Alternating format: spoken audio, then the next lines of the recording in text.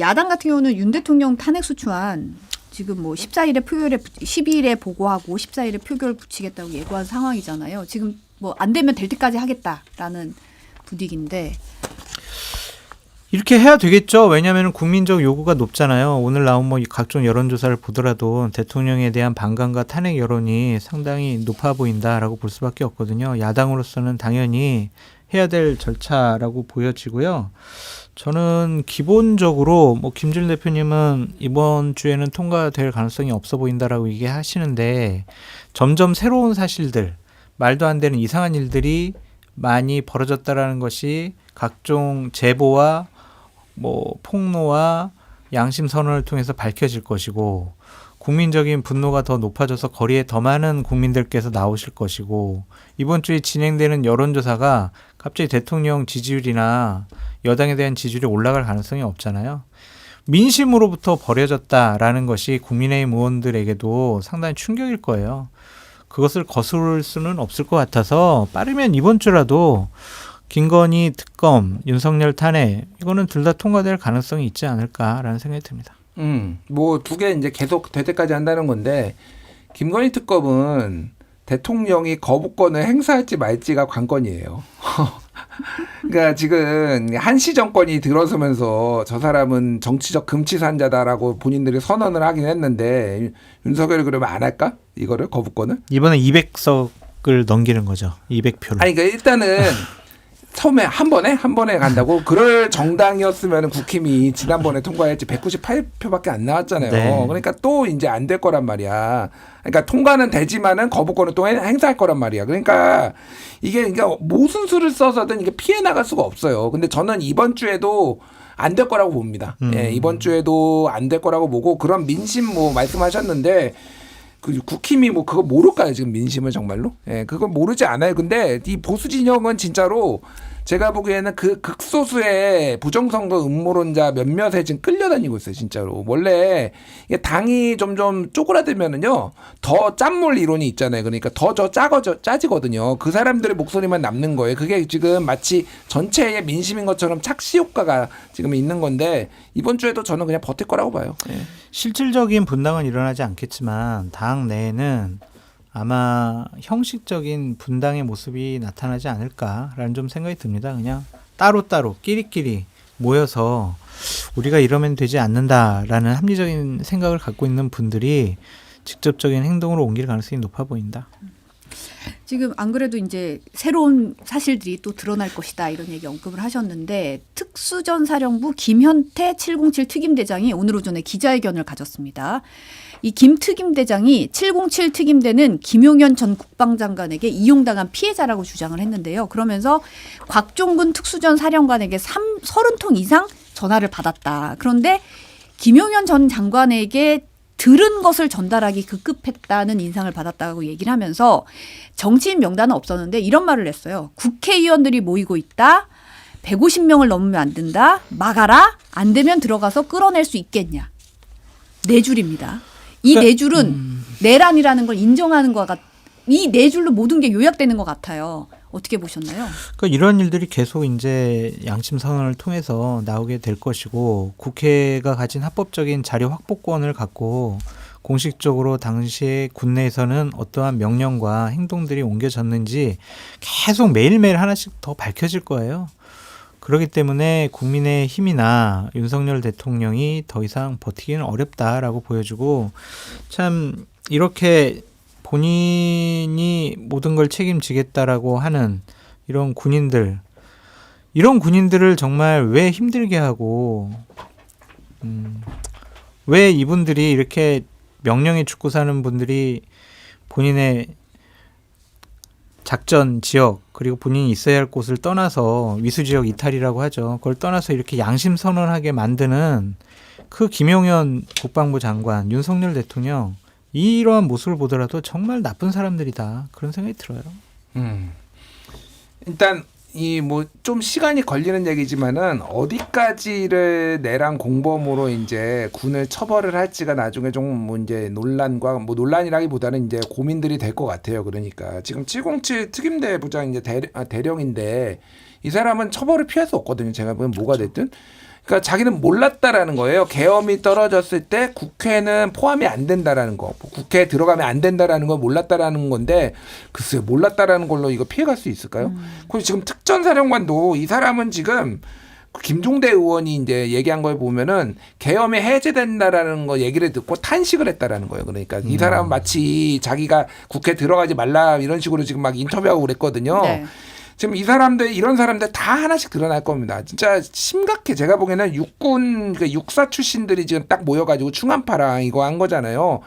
군 숙청 작업에 들어가 있다. 숙청 진짜 이게 아직도 지금 이 시대착오적으로 계엄이 가능할 거라고 그리고 지시하면은 자신의 뇌가 없이 그냥 시키는 대로 다 하는 사람들이 이런 식으로 있는 이상 이거는 우리 안보가 위험하다. 정말 그 생각을 합니다. 그래서 굉장히 피바람이 불 것 같아요. 제가 보기엔. 어쨌든 그런데 이제 밑에 진짜 지시를 듣고 오든 현역 그 병사들은 거기까지는 좀 처벌이 안 돼야 되는 게 아닌가 그 생각이 들기는 합니다. 어쨌든 뭐 이분도 네. 자기가 다 명령을 했다고 하더라고요. 가서 뭐 유리창 깨고 들어가라, 뭐 본청 들어가라, 뭐 뭘 확보해라. 본인의 책임을 회피할 생각은 없는 것 같습니다. 그러니까 이런 분들이 처벌을 각오하고 양심 선언하는 것에 대해서는 우리가 그 용기에 대해서는 좀 인정을 해줘야 되지 않을까라는 생각이 듭니다. 조은구님이 내년에 아들 군대 가는데 밥 먹으면서 이런 얘기 하셨대요. 저런 명령은 거부하고 차라리 영창 가라. 이런 말을 하는 아빠의 심정을 아느냐라고 일갈을 하셨습니다.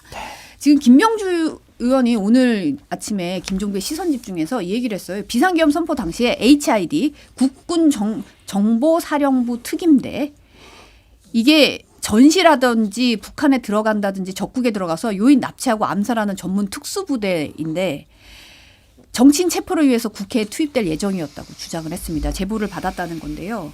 이제 TF 구성했고 위치 정보 파악 임무를 수행하려 한 것으로 드러났다고 주장을 했고 박선원 의원 같은 경우에 기존에 거론된 특전사, 수방사, 방첩사 외에도 정보사 병력도 투입된 걸 확인했다고 제보를 받았다 밝혔는데요. 이 상황 어떻게 보세요? 암살 쪽까지 투입이 됐다는 게 정말 충격적입니다. 지금 이게 전무가 다 안 밝혀졌는데 지금 어마어마한 것 같아요. 그러니까 이게 굉장히 치밀하고 계획적이었고 이미 오늘도 여러 보도가 나왔는데 그러니까 방첩사에도 외부 인력으로만 싹 넣었는데 그 사람들이 이 지금 계엄의 어떤 계획을 다 짜가지고 새롭게 들어온 사람들이 인사 조치가 또 안 바뀌고 그러면서 이게 오랫동안 이제 이게 준비되어 왔다는 정황이 있고 11월 25일인가 그때 그러니까 군 인사가 났는데 중장들급의 인사가 다 스테이가 됐다라는 거예요. 보직 변경이나 승진 인사가 그러니까 그 중장들이 특전사, 수방사 이런 사람들. 그래서 군에서도 이 사람들 왜 다 안 바뀌지? 막 이렇게 됐다라는 거예요. 그래서 대략적으로 보면은 계획은 오래전에 짜놓고 언제 들어갈지는 11월 20일부터 지금 고민을 했다라는 얘기예요. 그래서 11월 28일 날 저기 원점 타격해라. 저 오물풍선 보냈는데 원점 타격해라. 합참의장한테 했는데 합참의장이 그거 거부하고 이러면 국지전 난다라고 해서 거부하고 그러면서 원래 한 12월 10일, 15일 정도에 있었던 게 12월 3일로 D-Day가 잡히고 막 이런 정황들이 있고 김종대 의원에 따르면은 지금 여기에 투입된 공수부대가 1공수랑 지금 9공수가 있는데 익산에 있었던 7공수, 담양에 있었던 11공수도 다 올라오고 있었다라는 거예요, 지금.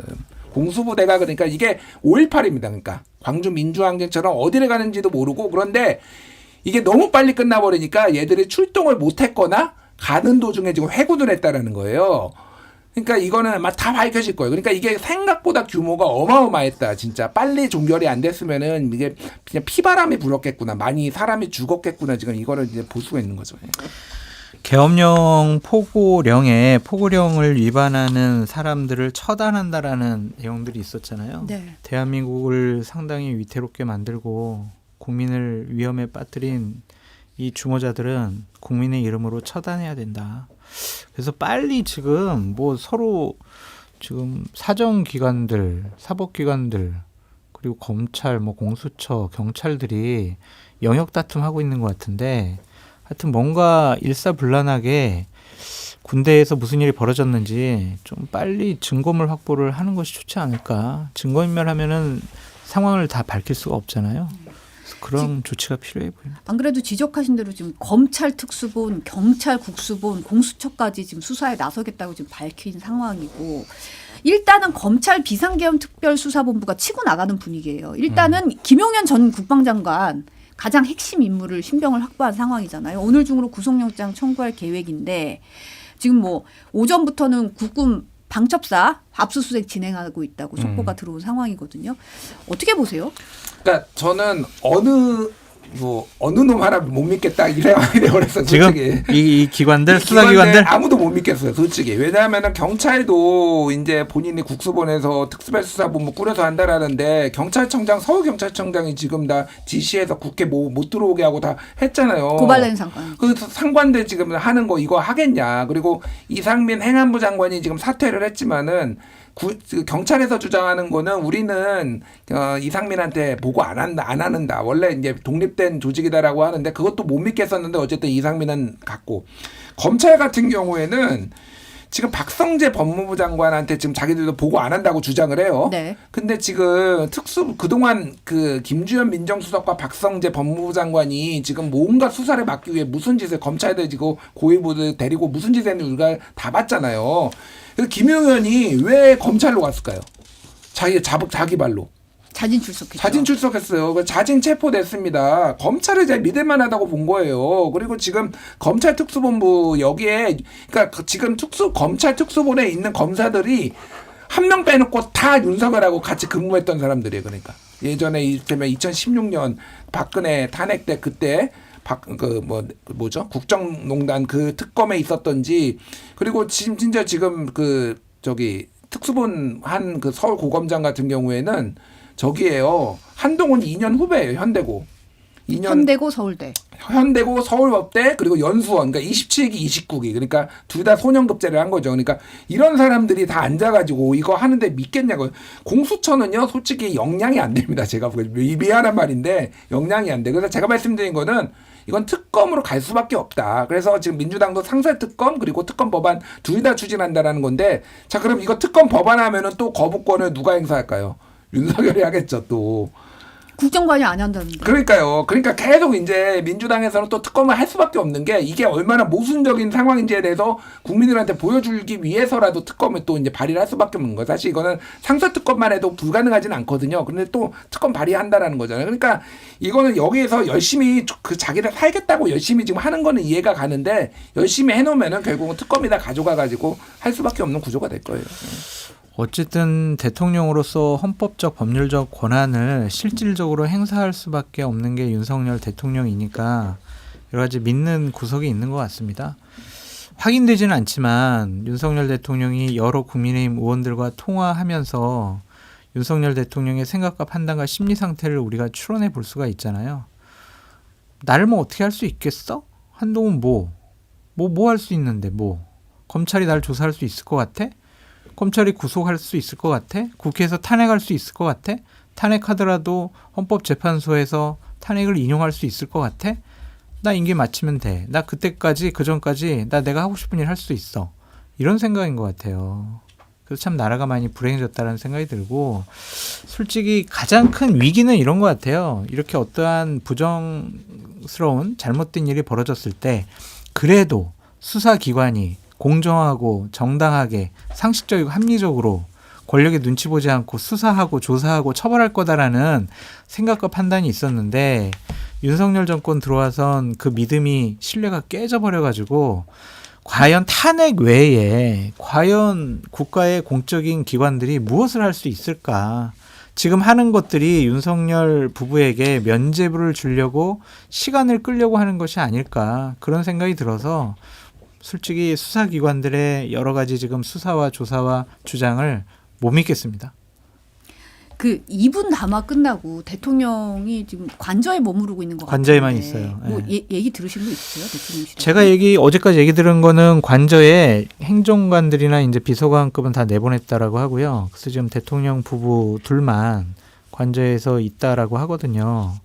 그러면서 이제 여러 가지 여기저기에 전화를 해서 한동훈 대표에 대해 격한 감정 드러내고 본인의 잘못이 없다라는 것에 대해서 항변하는 그런 생각을 그런 얘기들을 하고 있다라는 소문이 있어요. 그러니까 담화를 하면서 탄핵당하기 바로 몇 시간 전에 담화하면서 국민 여러분 죄송합니다. 잘못했습니다.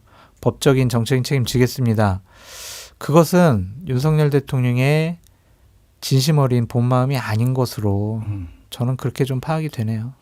지난 금요일에 제가 서정욱 변호사랑 KBS 라디오 같이 하고 나와서 네. 서정욱 변호사가 한 얘기를 들었는데 이미 다른 방송에서도 얘기를 네, 해서 네.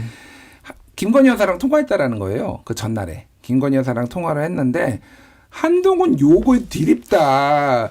다른 말은 거의 없어요. 민주당, 뭐 이재명 이런 얘기 하나도 안 하고 한동훈하고 그 18명 그러니까 이 계엄 해제에 동의한 이게 찬성한 이 18명에 대한 욕, 주로 한동훈 욕만 디립다 했다라는 거예요. 그러니까 왜 저한테 그 얘기를 해줬는지 모르겠으나 어쨌든 그런 분위기란 거를 그러니까 지금 그 부부의 심리 상태가 한동훈에 대한 증오로 여전히 한동훈 체포하겠다라고 이미 그런 상황이고 그런 상황 그러니까 아직도 저는 뭐 제가 들은 거 아니 뭐 장 소장님 얘기하는 거지만 충분히 이해가 가요.